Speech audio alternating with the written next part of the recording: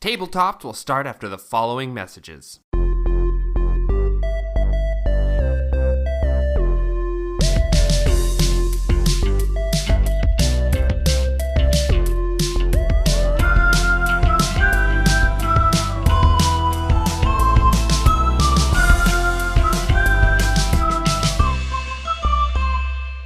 Welcome back, everyone, to another episode of Tabletopped. I'm your host, Nick Perrin, and today I'm very excited to be interviewing Dr. Emily Friedman. Dr. Friedman is an associate professor at Auburn University and the director of 18thconnect.org, which is a website for 18th century scholarship. She's also working on several projects right now, including playing the 18th century and scholarship around TTRPGs and actual plays. Dr. Emily Friedman, welcome to the podcast. How are you? Hello. It's finals week, so I don't know how responsible I am for what comes out of my mouth, but that's all good. Yeah, offline, you were telling me like, okay, this has to happen here because finals week is about to consume my entire life. Yes. This is the calm before over 100 final exams roll in, but it's a good time. And also, of course, Dimension 20 comes back from hiatus, and Critical Role comes back from hiatus. Which are huge time commitments in their own way. Indeed. And somehow I have made that part of my job too. Well, I want to talk a little bit about that. First of all, can you tell us a little bit about yourself and how you got into studying the TTRPG space? Because you specifically study actual plays, but I'm sort of interested in like how you got into this sort of genre of work. Yeah. So I am an 18th centuryist by training with specialties in digital humanities, which is just a fancy way of saying digital methodologies for studying humanities topics, and book history, which is the study of how works of art, specifically ones usually that are books, were made, how they circulated, what their afterlives are like, and their materiality. So I have spent a lot of the last over a decade working on specifically never published manuscript fiction. So things that were written by people not for the commercial market and kind of recovering them. As you can imagine, that requires a lot of travel and a lot of collaborative working kind of with people all over. And so when the pandemic hit and every archive and special collections library and what have you shut down, well, that's a dilly of a pickle. So you do the thing that you do, which is you figure out some other stuff to think about and write about while you wait. And I had been listening and watching to this phenomenon called actual play since I had started as a professor many years earlier with Acquisitions Incorporated and Wizards Early Offerings and a show called Critical Role and all of those sorts of things. And there was a call for papers by the scholars Jennifer Grueling and Stephanie Hedge for a book. And I was like, well, I'm trying to figure out how to write to different disciplines as I think about this book on never published fiction, which I'm calling Before Fan Fiction. And I'll try this out. I'll see what happens. And so I write this essay on Critical Role and narrative time. And it kind of picks up. People are teaching it. People are asking me about it. It's one of the earlier pieces, along with Robin Hope's master's thesis and a couple of other things to engage with Critical Role. And so it became clear in the kind of that moment, there was not a lot of folks who were focusing specifically on actual play who had jobs.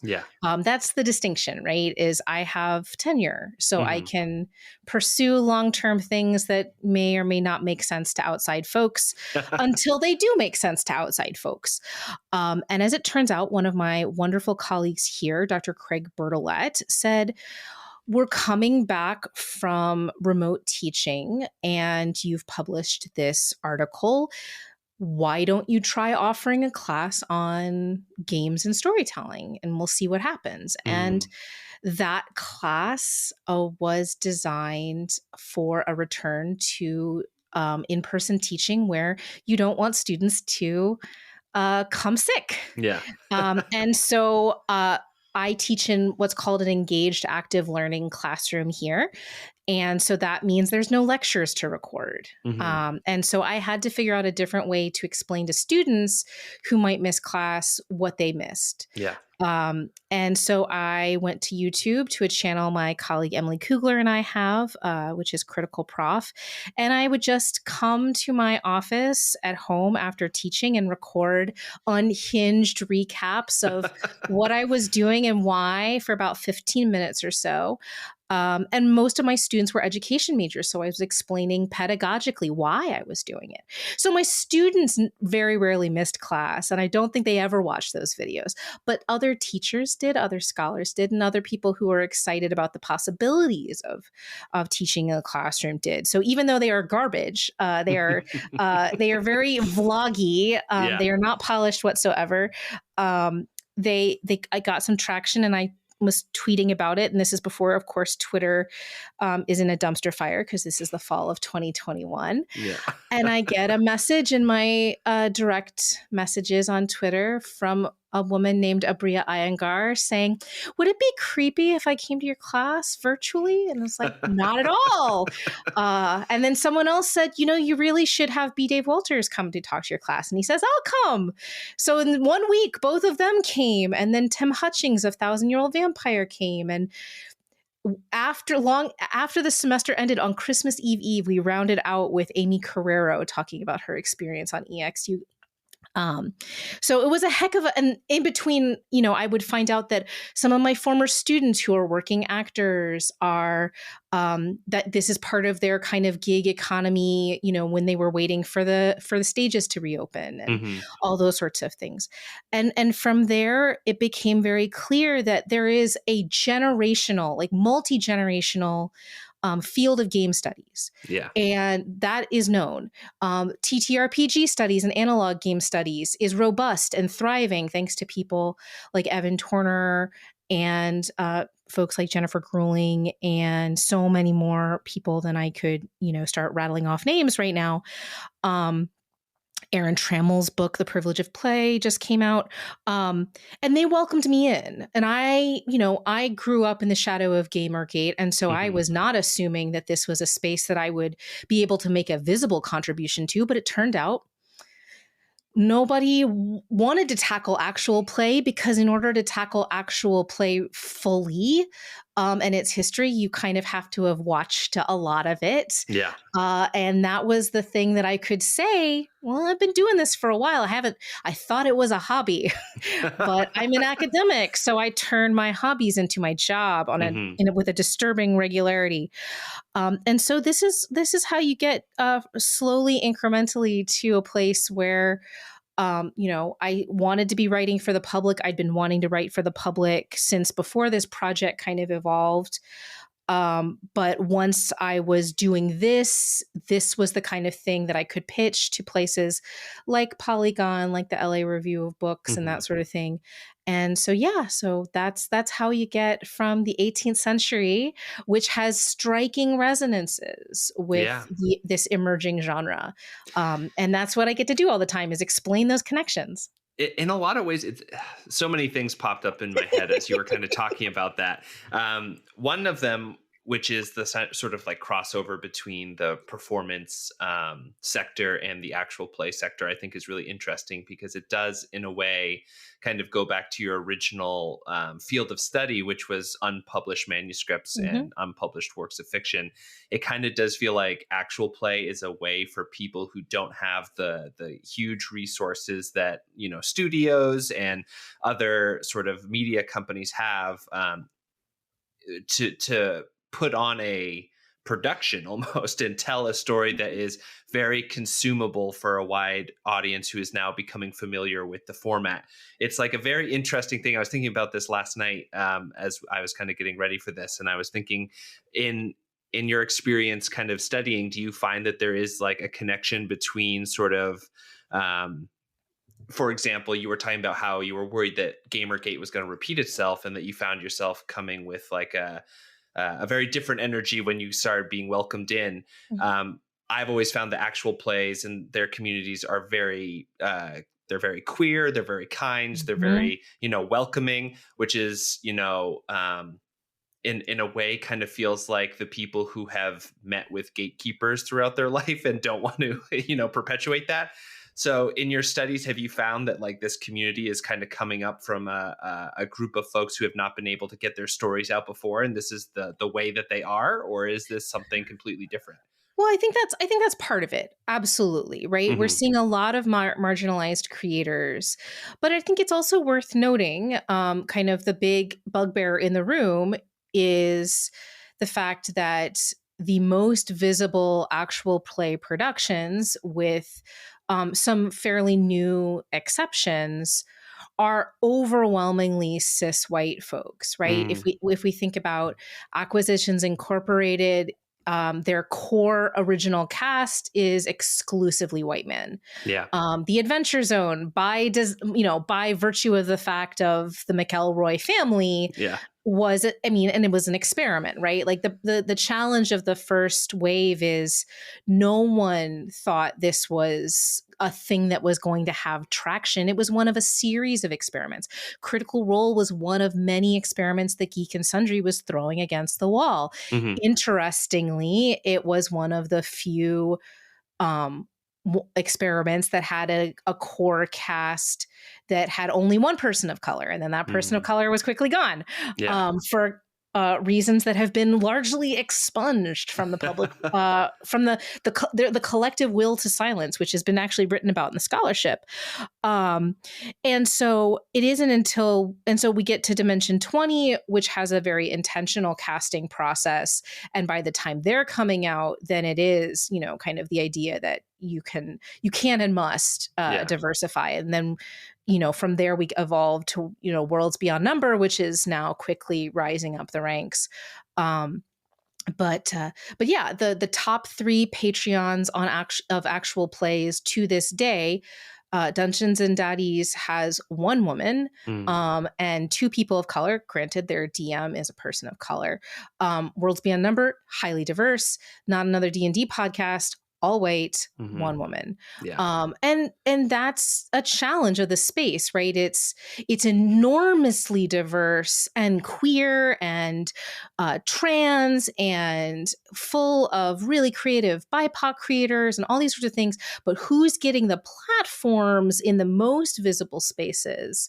That's the challenge. And of course, we are talking about still, while Critical Role is the magical unicorn that's managed to become this kind of transmedia phenomenon, we are talking about things that are generally done with very, very modest budgets. Hmm. And so that is the continual challenge of the space is as we enter what could be considered year 15-ish of the form online, because of Yeah. course there's an earlier analog version of this comes out of other methods of performed play for all kinds of reasons before that, but it's still a fairly young form, and it's a form that monetization has been a real challenge. And so everyone in it, Yeah. the actual play component is the side gig, Hmm. right? Is somehow there's some other value to it because you could make more money doing something else. Yeah. And many people do. Yeah, for real. It's really interesting you say that too, because I was reading an article, I think it was in the New York Times a little while ago, about how fame doesn't happen the same way anymore. Like Mm, you don't have like a Beyonce coming out into the music industry anymore. Instead, you have people who have to build their own brands rather than having the backing of like a label or something that helps them, come on the scene and then have institutional staying power, like sticky fame essentially. mm, And it kind of does feel like a lot of in the performance space, but also in sort of the public figure space, I guess, that people kind of have to be responsible for building their own brands. And I do feel like when I listen to actual plays, sometimes there is that sort of feeling of, oh, these people are all like, when you talk about Dimension 20, they have a lot of rotating cast members that kind of come in, they come out, they have new DMs. It's a very kind of versatile cast, though there are core members. And I feel mhm. like it always comes down to like who has made this like really great impact, who's built a brand on the show, and then goes and then kind of like brings that brand to either smaller shows like NADPOD when it started was kind of No, an NADPOD offshoot. started at exactly the same time as Dimension 20. Oh, really? I always thought it was an offshoot of Dimension 20.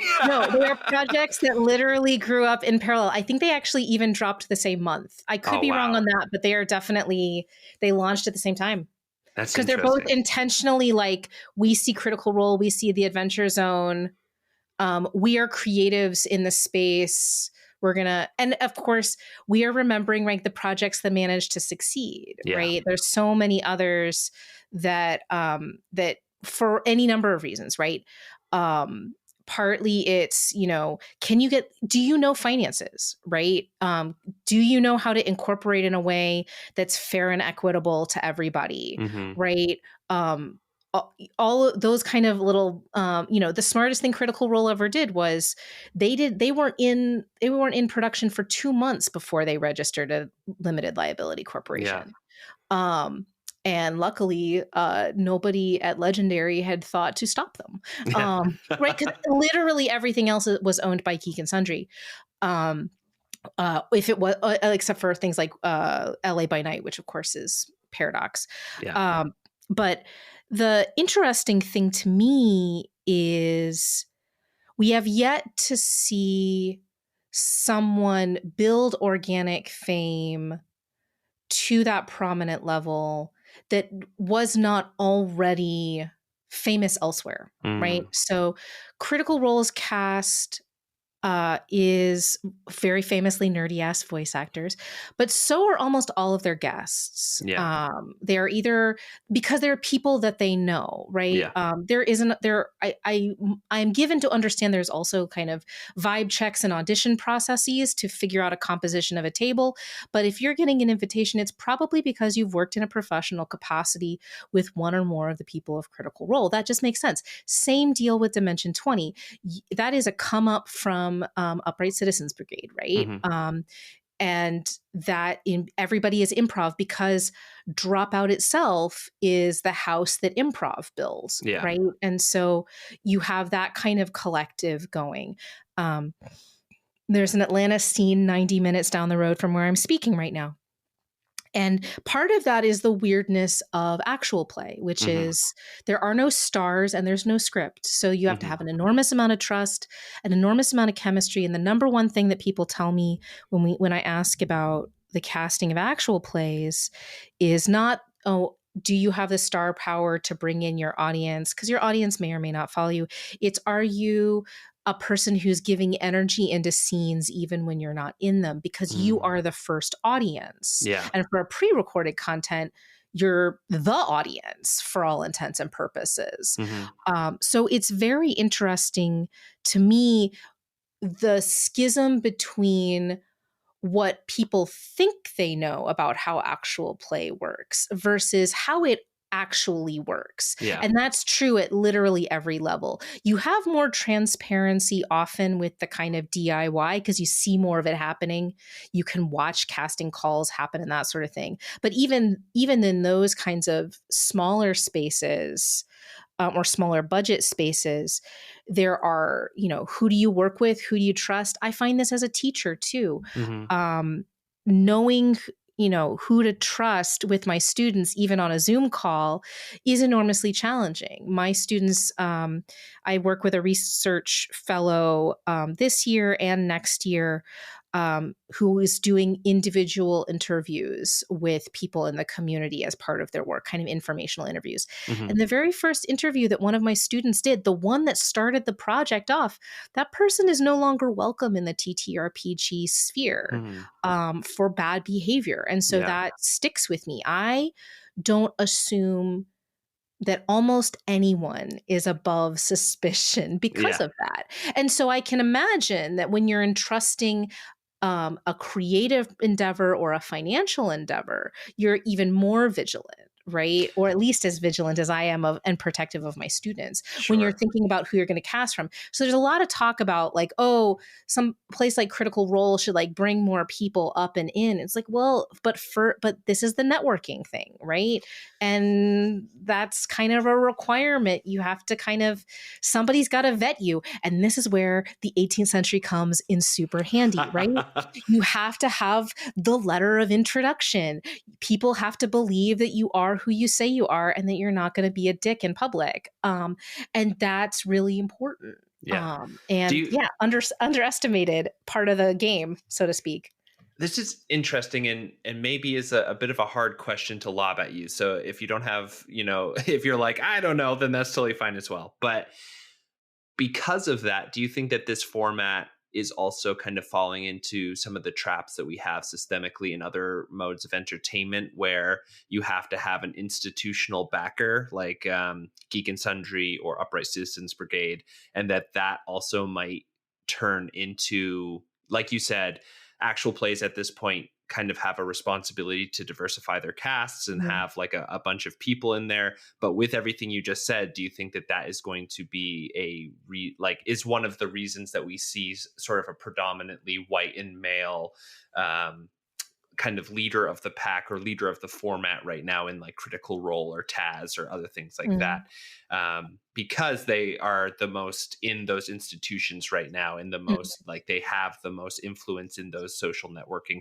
circles. Like, do you think that is why we see most of those people kind of rising to the top, or is it just because, kind of blind luck? I think I think that the time is going to tell, right? Yeah. I like to say I'm not a forecaster.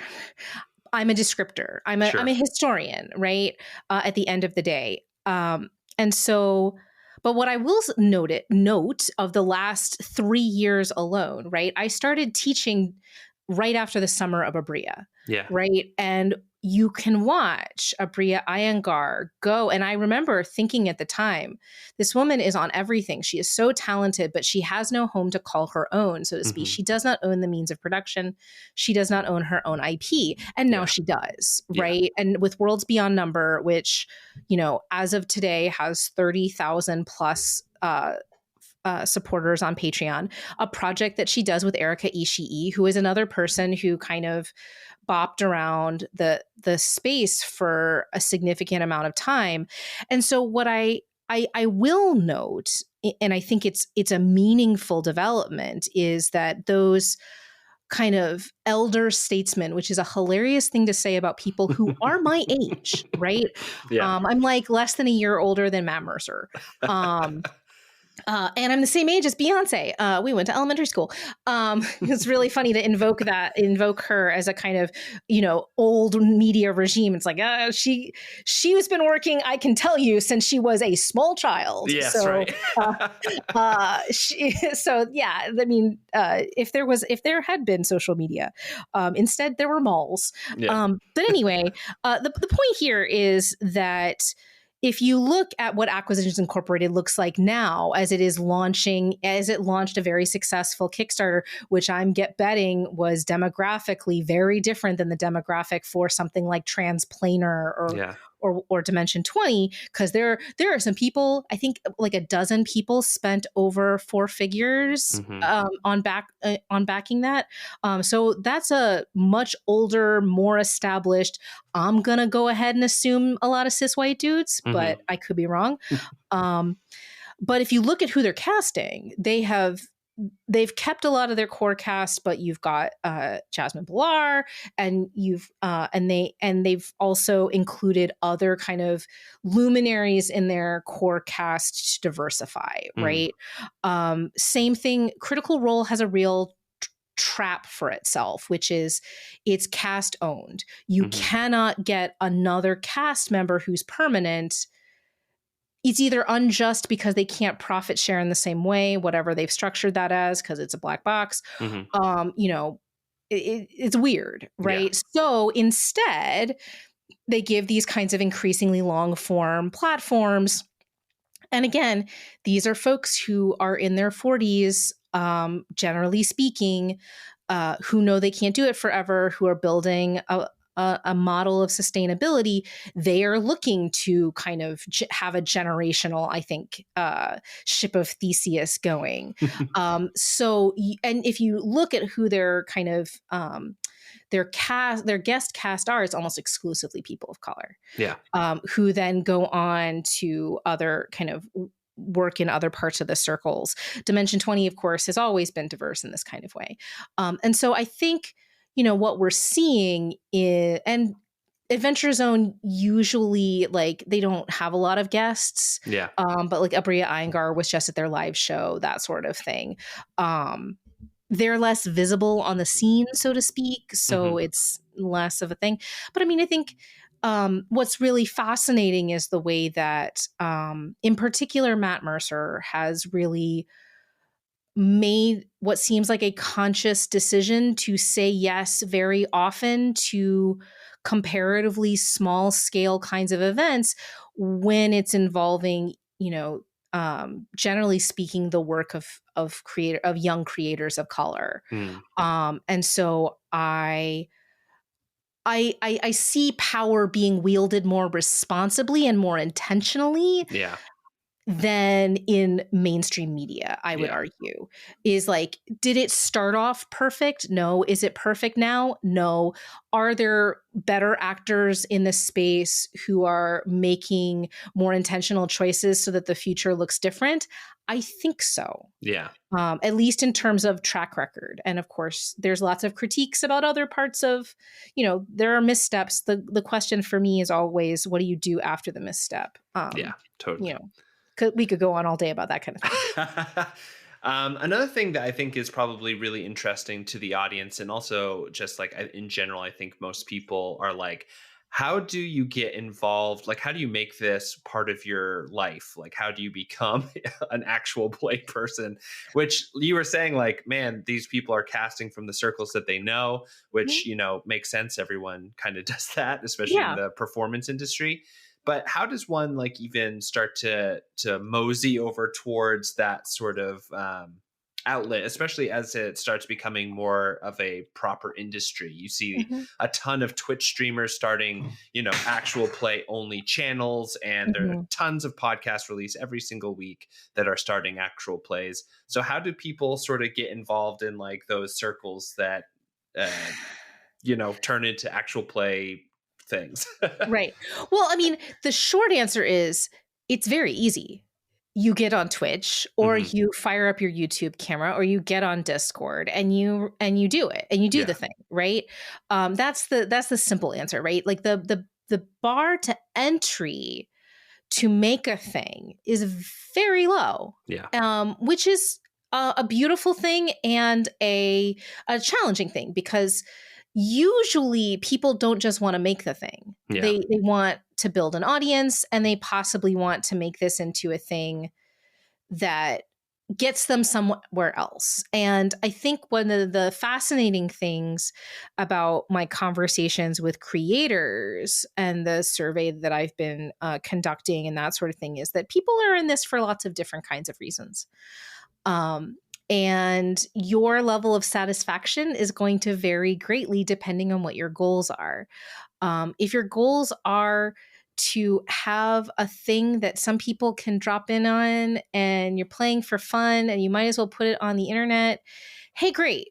You will probably live a happy life. You'll probably not build an audience in these days because discoverability is hot garbage. Yeah. And there are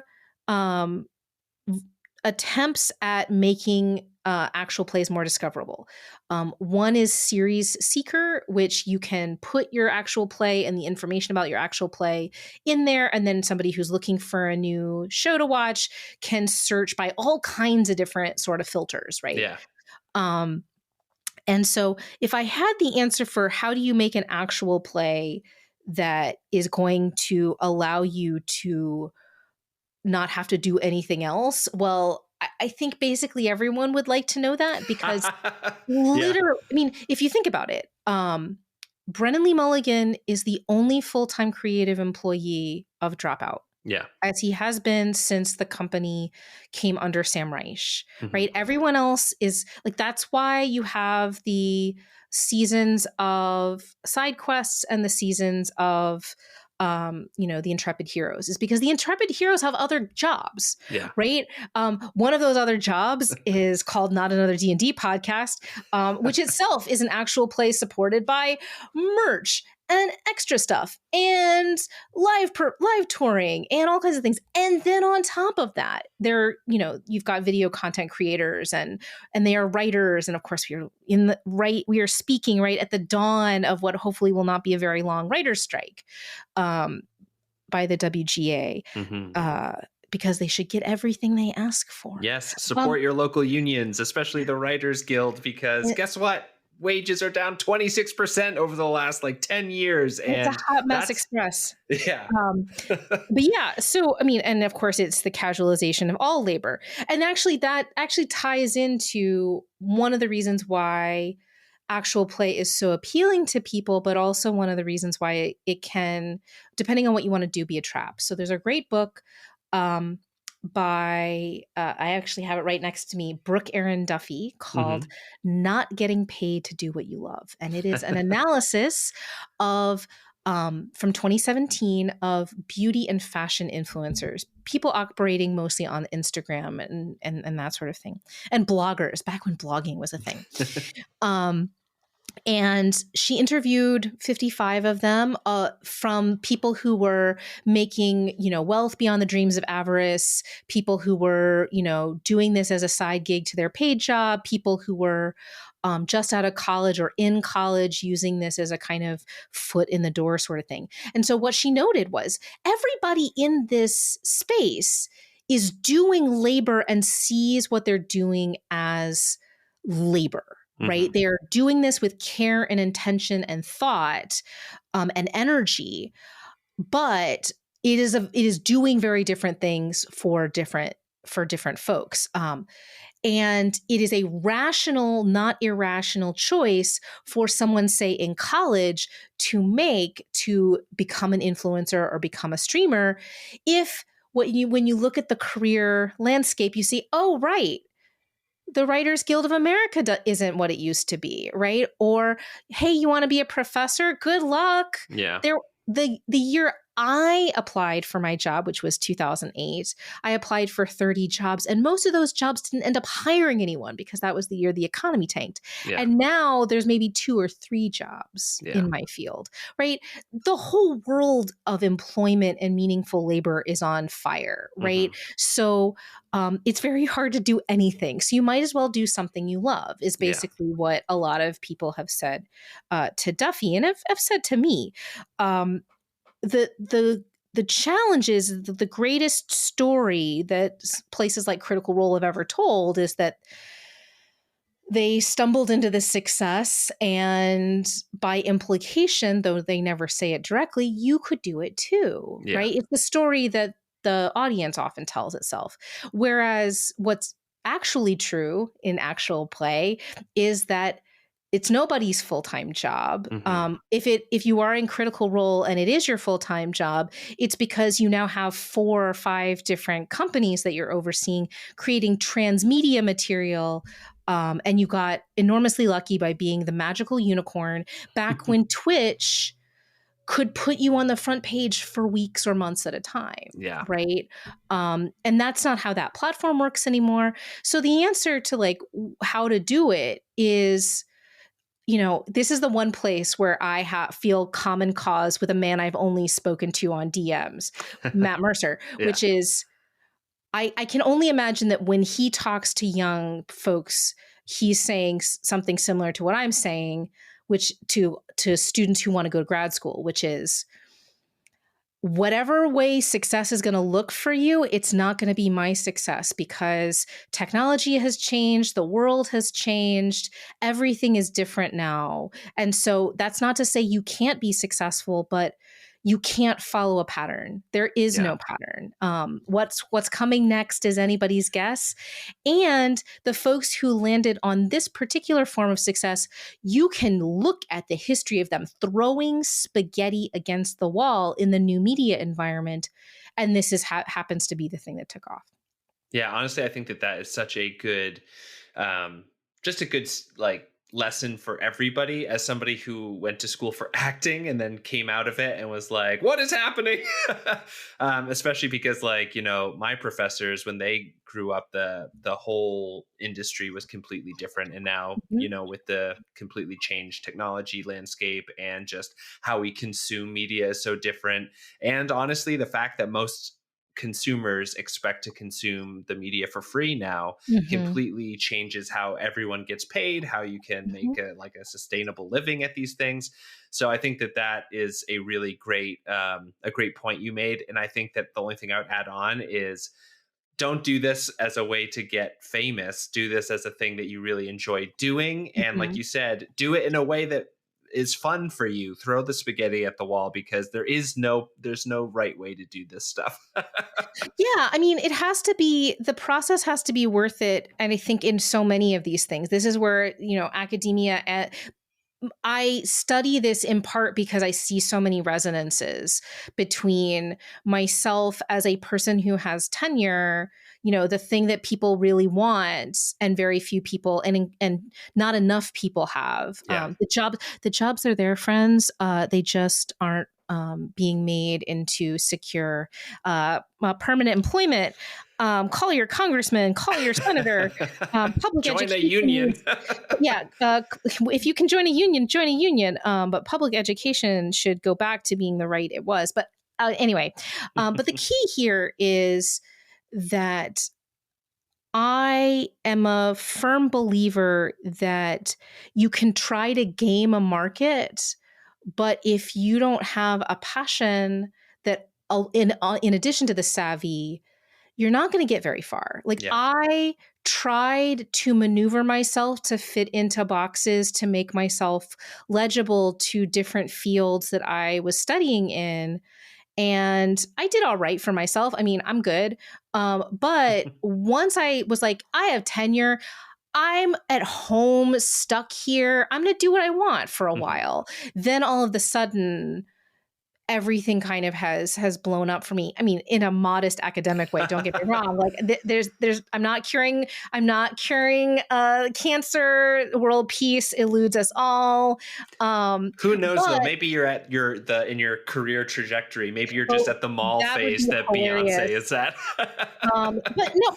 But in terms of, I don't want to say productivity, because productivity is a bugbear too. But in terms of the enthusiasm I have for the work that I do and the ability to build a community around me, not only of people who also care about this stuff, fellow nerdy ass academics, but also people who want to hear, I've done a lot of these podcasts at this point, and I'll keep doing them as long as people are willing to talk. But it is fascinating to me, right? Because if you look at my CV, it all explodes once the combination of the right time and my skill set and this particular moment in the history of this form kind of come together. And it might never have come together. Yeah. And who knows how long it will be this particular thing. But for now, it's fun. That's a great place to take our break, because right after this, we're going to be talking, or I will be asking you questions from the community that listens to Tabletop, that have sent me some questions that they were really interested in you answering. So we'll be back right after this. All right, guys, what do we want to talk about for the commercial? Maybe the hot dog is a sandwich kind of a thing? No, that's stupid, man. Everyone knows a hot dog is not a sandwich. All right. What do you want to do then? Let's talk about what everybody wants to talk about, UFOs. So my toilet Mike Tyson was telling me the other day that you can survive a zombie apocalypse in a PetSmart. Dude, are you okay? Yeah, what was that? I'm sorry.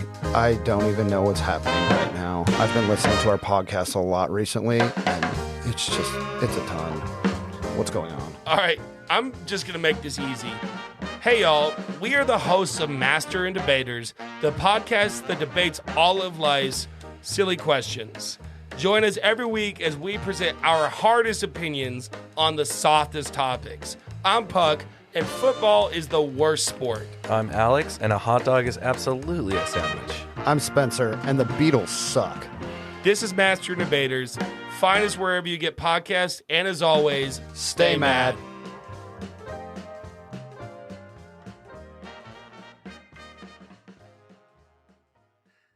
Welcome back, everyone. We are talking to Dr. Emily Friedman, and we're going to be doing a little bit of a lightning round. We have some questions from our community that really I'm excited about and hearing your thoughts on. The first one is, so far, what's been the criteria for what makes an actual play objectively good, and what's involved in your thinking about it since you started the project?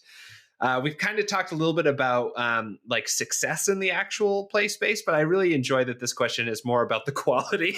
What makes an actual substantially enjoyable, I guess, actual play. And I know that that's partly taste, but there's probably some objective roots there as well. I mean, if I had the answer, I'd be done with this freaking book by now. It's been really helpful. I've been judging for New Jersey Web Fest in the actual play category, which has really been making me think about, what makes for something that is quality. And I think there are some things that I look for that I get excited by because people now send me email pitches. They'd like me to write about something for Polygon. We do curate some content over there about kind of what's the best. Mm-hmm. I hate the best, but because I'm a little weird guy. I don't know. I know what I like, and I know and I can tell what's well done, right? Yeah. I can tell what's listenable. At this point, I'm really intrigued by thoughtful use of mechanics in ways that haven't been done before, trying out new kind of methods of delivery. I am always interested in thoughtful sound design. I think that's, for me, quality is, can I tell that you cared beyond pressing record, especially for something that's pre-recorded like a podcast? Yeah. It's trickier with things that are live or even live to tape. Although there are also production choices and things like that there. But I think that what I look for is there intentionality in choices? Mm-hmm. And that doesn't necessarily take money, except in the sense that money is time, or time is money, right? So one of my favorite examples is Michaela Sims' As Above, So Below, which is a Mage 4-part. You can see it on YouTube. Mm-hmm. And it is the most elegantly and densely crafted combination of visuals in the storytelling, because it's a fascinating love letter to Burbank, right? Yeah. And to LA, and to like the space in which so much actual play exists. But it's using Google Maps, it's using photography, it's using all kinds of interesting. It's got little kind of running commentary jokes and all kinds of things. It's a thing that you can go back to again and again and appreciate. And so I think that's a big part of it. I think one of the challenges about assessing quality that haunts me in the middle of the night is how much of it is about the performance, especially the parasocial, right? How much of it is just comfort with someone because either you vibe with them in some way, shape, or form, or you've seen them so many times, right? Yeah. You can argue Critical Role is remarkably successful because people have watched them for hundreds of hours and thus have gotten used to like these weird little guys on camera, right? Yeah, they're friends, right? Mm-hmm. Yeah. And Dimension 22, right? Like you see them in all of the different Dropout content, you know them from College Humor, and now they're here doing this thing for you. Mm-hmm. So how much of that is infecting our notion of what's good is a challenge. So yeah, I'd be very curious to hear from your listeners about what they think are the signs of good. But I hear people saying, audio quality. I think narratively speaking, I think one of the things that I look for is there a hook in the first minute that convinces me to keep listening, that I want to care. I also have started to time how long a dungeon master or a game master is talking before anyone else gets to. Interesting. That's a personal thing, but it's also a storytelling thing, right? Like how much setup do you feel like you have to do before your players can be playing? Yeah. And so that's not a direct correlation, but that's something I've been tracking and trying to think a little bit more about. I know you guys have other questions. No, that was great. So that was to peer behind the curtain. That was actually from a friend of the show named Dusty, who actually is on the Rainbow Dice Club, which is an actual play podcast. So I'm sure that they are all going to eat that up immediately.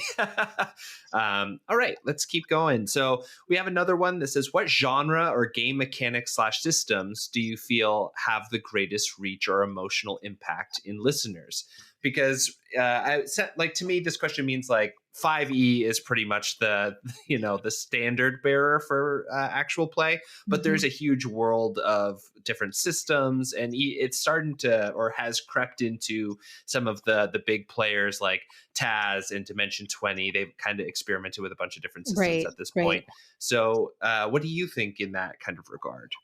Yeah, so that's a great question. And I would say that what you get with playing 5e is basically the NFL, right? You get the added layer of, the rule set. And so mechanically, if that's being shown, you get that pleasure on top of whatever the storytelling pleasure is. Yeah. And I don't think that should be discounted. It's going to be very interesting to see when one D&D rolls out, whether that gets diffused, disrupted, right? Because suddenly the rules will be different. Yeah. But when I think about the most compelling stuff and the stuff that I teach and the stuff that I want to write about, long form fantasy 5th edition is, of course, a lot of lovely things made by lovely people, but it's horror. It's what Kolak does for kids on bikes. It's any game of Dread ever. Yeah. It's God, we need to. Why don't people play Paranoia more? I know why. It's only good for one shot. Call of Cthulhu, right? There's something about horror, and I've talked to Jason Carl a little bit, trying to think about what it is that horror does that is so particularly compelling in actual play, because it's so incredibly different than what we think actual play does. But that heightened emotion, that tension, all of those things are really helpful, I think, in this particular form. Can I throw out an idea that maybe I might be overstepping my bounds here to talk to the expert about this? No, we are all learning together. In my humble opinion, I think that horror has such resonance because of the lack of agency that people have over the outcomes. And so when you have a system like a dice mechanic that is, you don't control what you could be the best, you could have built the best character in whatever system you're doing. But if the dice don't like you, you're going to end up being, slowly devoured by the ooze or whatever. It's just like, it takes that away from the people, and it also takes it away from the listeners, because no matter what they do, they are also subject to this kind of swing of fate that will come down upon them. Yeah, and that's what's so fascinating about when Dimension 20 tries to do horror. So, Never After recently finished, which was their horror campaign, and it could have ended on a kind of creepy Stepford Wives vibe, but the dice didn't roll that way, and so they got a pretty cheerful ending, which is not out of the realm of the category of horror. But the horror hit very early and then kind of abated because it's in its DNA, it's a comedy show. I think it's part of it. And then I was watching A Crown of Candy, which I had not watched before, and it looks like I'm working on a book on Dimension 20 on top of everything else. That was going to be multi-authored if we get that contract. But right before the Ravening War kind of announcement happened, I was watching A Crown of Candy as a completionist and going, oh no, this is the one, right? This is the one that I avoided precisely because it was the early part of the pandemic when it aired. And so I was in no mood for more Game of Thrones, but that's the one that doesn't pull its punches and stays tense and terrifying. And it's 5th edition, which is what's I'm super fascinated to see what Matt Mercer does with the prequel in that kind of space. But yeah, I think that there's, and then of course you have systems like 10 Candles, right? Where I love 10 Candles. Everyone's going to die, right? And it is, of course, a mechanic that is built on hope, but that hope is going to get extinguished as opposed to fulfilled. That's part of the narrative contract of that form. And I think that's the thing, right? Like D&D has a narrative contract of you're going to be like, very rarely is there a TPK. Like when I wrote about a TPK for Polygon, I went around and was like, so B-Dave, how many TPKs have you had in a long form campaign? He's like, not many. I asked Abria, I think she said none. Matt had, I think, one home game that almost TPK'd, which of course, then I experienced exactly that scenario the next week, which was a very weird experience. But Brennan had never had a TPK before, never after. And that's fascinating to me because you think, oh, well, surely these people have been playing literally longer than some of their audience members have been alive. But D&D is not designed to end badly. It's designed for people to stop playing because they can't get their group together. It's also that's designed. The real horror of Dungeons and Dragons. Scheduling, yes. But I think that one thing before we go on to another question is, oh man, I could talk about this forever. But of course we can. But I just think that it's so interesting because like D&D specifically too, it's basically divided into two non-equal parts. There is the out of combat system, which I would say is like probably a 40% of that system. And then the rest of it is combat. And it really wants to push you into combat and to have that going on. And so if you are playing a game that wants you to be in fights and it was also designed to TPK everyone, then it would be like, why do you keep pushing us into fights? Why are we fighting things? Exactly. I'll move on just because otherwise I'll be drawn into another really long talk about this because it's just the sweet spot of my brain. So let's see. Do you have an opinion on if an actual play deals with harsh realities in a serious light versus those who choose comedy as a way to overcome these topics and how those methods impact the listeners? So I guess this is just like your opinion on those two types. I guess we just talked about it a little bit with horror, but I mean, I think that more and more we are seeing the idea that content warnings are an important part of the safety tools of actual play. Yeah. And especially when things are pre-recorded, it seems irresponsible not to. And I think the one big outlier in this is Critical Role, which does not include content warnings, even though it has pre-recorded content. And so you have an entire like citizens brigade, the way that they used to have crowdsourced transcriptions.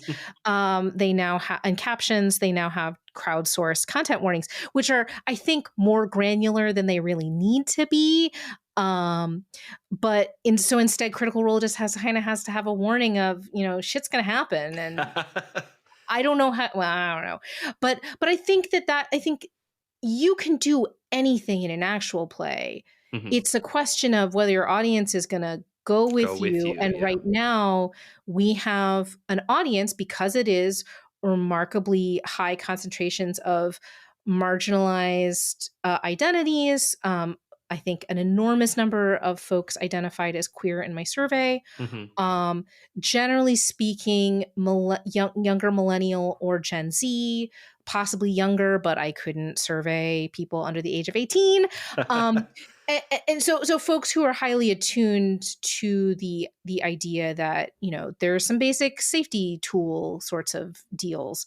And I don't see that changing. But I would not kind of say, oh, there's a right way to handle this and there's a wrong way, because art does all kinds of things for all kinds of different reasons. And that's what art does. That's a great answer. All right, the last three, we can go in a little bit of a lightning round. I also want to talk to you about your current work and also how people can find you online and get involved, perhaps. So here we are. What is your least favorite thing you have learned about actual plays compared to in-person games? So if you are sitting down at a table versus consuming an actual play, what is your least favorite, or I guess the most dissonant thing between those two that sticks out in your mind? Oh man, lightning question be damned. Hashtag it's complicated, right? Yeah. And I think the realm of happiness is to treat them as two completely different things, as opposed to saying that one is the platonic ideal of the other, or one has to be mimetically like the other. And so my home game could not be, aside from that joke about the TPK that looked exactly like Matt Mercer's almost TPK, my home game is full of historians. Yeah. Actually, both my home games, the one I run and the one I play in, is full of nerdy ass nerds, Yeah. right? They don't play. One of them is a tactics based, free for all. And the other is people who healed gnolls the first time they encountered them because they didn't want to hurt anybody, right? Yeah. Both of those could not be further from a performed role-playing game. And they are alike in dignity. I take pleasure from all of them. And so I would say comparison is death. No, I refuse the question. I did this in my doctoral exams. I'll do it here. I refuse the premise of the question. Yeah. I'm not comparing ever. Great. Then I think that this will have a very similar answer, which is, do you feel that actual plays set an unrealistic expectation on non-professional DMs or GMs? I think they can. Yeah. Especially for people who are new to the hobby. I don't think they should. I mean, there's the difference between should they and do they. Yeah. And I think that at least from the initial survey data, it does not seem as though there's huge number of people who are watching actual play who do not play or have experience with playing the game. Yeah. So I think the notion of that person who comes to Adventurers League having only watched Critical Role and thinking that everybody's going to be, this amazing voice actor, I think is like the Reddit, but I'm going to switch on from bugbear to beholder, right? Has many eyes, and is zappy and won't shut up and reproduces via dreams rather than reality, right? Yeah. That's the thing about that. It is not something that I have found born in the research. Yeah. It's interesting because my entry point into the TTRPG space was that when I was a early teenager, I listened to the AC Inc. podcast, and I was like, man, I wish I had friends I could do this with. And then eventually got into TTRPGs and found those friends. It's great. But I wonder, because you have people talking about the Matt Mercer effect and things. I wonder if it doesn't exist. Yeah. Is it so much that am I sort of an outlier that I found this through a podcast, or is it more like the other way that you were saying, where people are interested in the hobby, they find this thing, they start getting invested into it, and then they just sort of are? Yeah, I mean, I think there's more research to be done, and I think it's probably evolving, right, as actual play becomes more visible. But I think that the short answer is, I think there are a lot of people who, look at AC Inc. or look at D20 or look at Critical Role.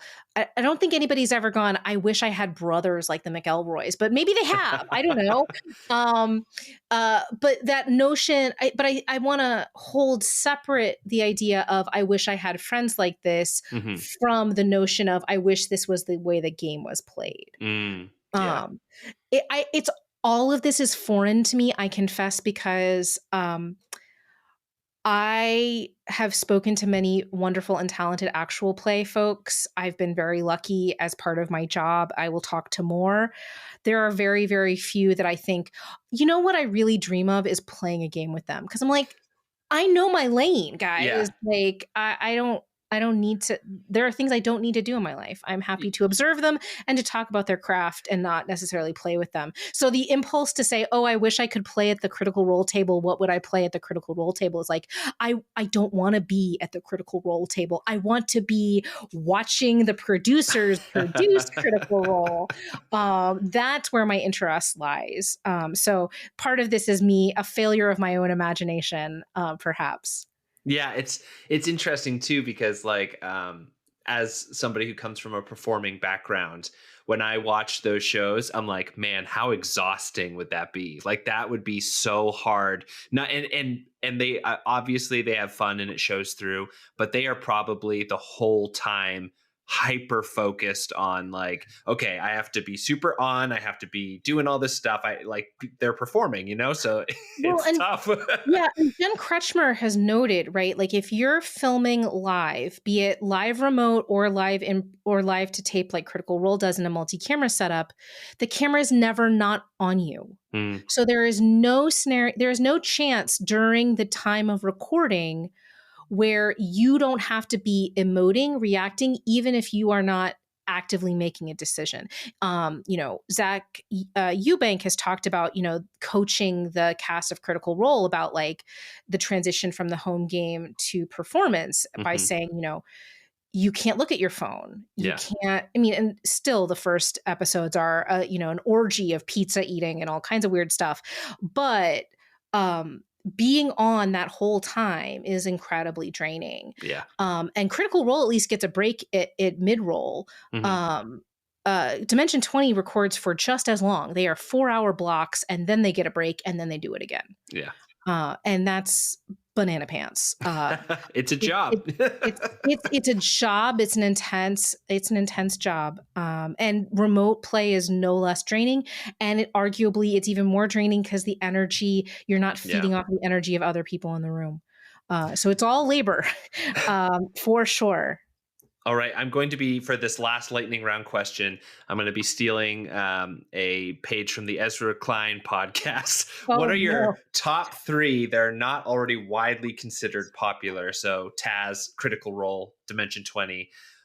Are there ones, actual plays that have popped up that you're like, this is great, and I think people should go check them out? Yeah. So the one that I will always mention as the absolute forefront, if you know, is Hyper RPG's Kolak. Kolak 1991 and Kolak are every episode was them trying to capture a new audience, doing it live and doing live production. Their Council of the Gods episode in their most recent series has dynamic virtual sets. It has a cast of not thousands, but a lot. And the camera is moving. There are no tables, right? Yeah. And they had done that before in Kolak 1991 with a city council meeting that was filmed in much the same way. If you are a person who likes kind of playing Where's Waldo with the LA actual play scene, Kolak will reward you infinitely because it's, Hyper RPG is kind of connected to so many of the other players in the space, and so they appear in different kinds of ways. So that's one of my favorite ones I, when I think about what I will write about. I think I teach a lot with Party of One and I think and One Shot. Because they are compact, right? You get to experience a new system every single time in really interesting ways with really thoughtful people. I love both those shows a great deal, and the One Shot Network more generally does some really interesting things, which I think is fabulous. So I'm literally scrolling through my podcast app. I mean, technically you have given 3, but I will take this last one. No, I'm just going to keep going for at least a little while longer. I have a Spotify playlist called People Recommend Actual Plays to Me. which is public if you ever want to look at it. And it is literally things that people have. I've been getting into the Atomless, which is more space opera-y. I'm a real fan of Super Dylan's little mouse character. I would die for that little creature. And I like 20-sided stories, especially. I've been really delighted by their most recent kind of piratey public domain. I'm an 18th centuryist. You can take me out of the 18th century, but you're going to get me. Can't take the 18th century out of you. Indeed. And then I do love what Three Black Halflings is doing with Wagadu. And kind of expanding in that way. And then the last one I will say is I really like Planet Arcana, which is another well-produced, small cast, but you can see the love and the attention in that one. And I will, and anything Fortunate Horse does, I will take a listen to. Beyond Worlds Beyond Number. Although it's funny, as of this recording, Taylor Moore and Fortunate Horse, I think, are focusing fire on Worlds Beyond Number. They've split off from the Rude Tales of Magic folk, just because I think labor is. It takes a lot of time to run that many, produce that many shows. I do love the Fortunate Horse model, since we've been talking about how do you succeed in this business. It's as close to socialism as you can get, because his idea is to support creators owning the means of their production, and consensus based decision making, which I think is super duper duper cool. And I think more people being more intentional early on in their development cycle would be a better thing. Yeah. Cook that into the brain as it's developing. And I mean, it's hard. It's hard because you have to plan both as if you're going to make no money from this and as if you are going to be very successful from this, all in the same moment. It's very hard. Yeah. And I come to this work with a deep respect for anybody who chooses to take on this form. Yeah. It's very tough. As somebody who is adjacent in that space, I can tell you it's tough. It's very hard. So I also echo that respect to everyone who makes an actual play. But let's get to maybe the most exciting part. Can you tell us a little bit about what you're working on now, how people can find you, if people can get involved in any way? What if people are interested in this work, what can they do to follow you? Yeah. So speaking of owning the means of production, my home on the internet that I own and no one else does is EC Friedman. That's friedman.com. On the front page, you can see a mailing list.